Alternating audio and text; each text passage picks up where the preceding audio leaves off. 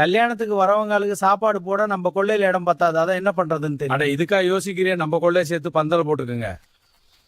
வரத 10 தேதி பையனுக்கு கல்யாணம். நீங்க குடும்பத்தோட வந்து மணமக்களை ஆசீர்வாதம் பண்ணு. நிச்சயமா வந்துடுவோம்.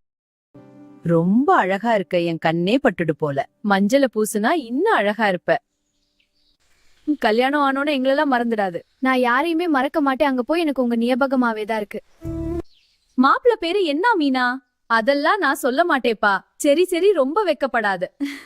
இன்னும் கொஞ்ச நேரத்துல பொண்ணெடுக்க வந்துடுவாங்க. சரி வாங்கடி, நம்மள போய் பட்டுப்புடவைய மாத்திக்கிட்டு வருவோம். சாமி, சாம்பார்ல உப்பு போட்டியா? ருசி பாத்தியா? ஆமாப்பா, இன்னும் கொஞ்சம் உப்பு போடணும். வடை கரகாம பாத்துக்கோங்க, மாப்பிள்ளை விட்டா ரொம்ப பேர் வருவாங்க.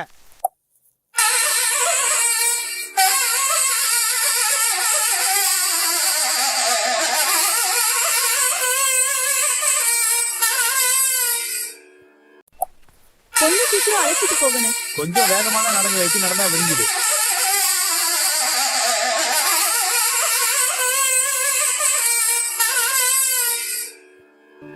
பொண்ணுக்கு பூ வச்சு விடுங்கக்கா.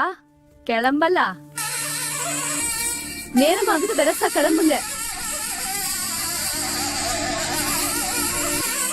அத்தை காரவங்கா தானே மாலை போடணும், சீக்கிரமா போடுங்க. எல்லாரும் வந்துருங்க, அப்ப நாங்க கிளம்புறோங்க.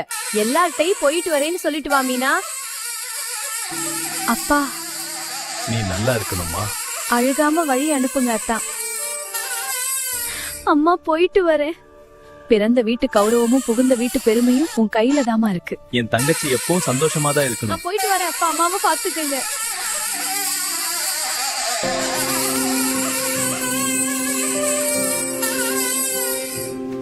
வலது காலை எடுத்து வச்சு உள்ளவாமா.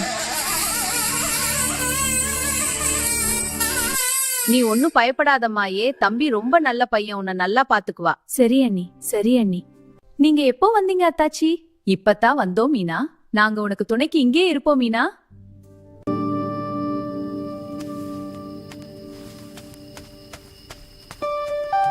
எங்க அம்மா அப்பா என்னோட தங்கச்சி எல்லாரும் இன்னத்துக்கு தூங்கி இருப்பாங்கல்ல. எனக்கு உங்களெல்லாம் விட்டுட்டு இங்க இருக்கவே முடியல.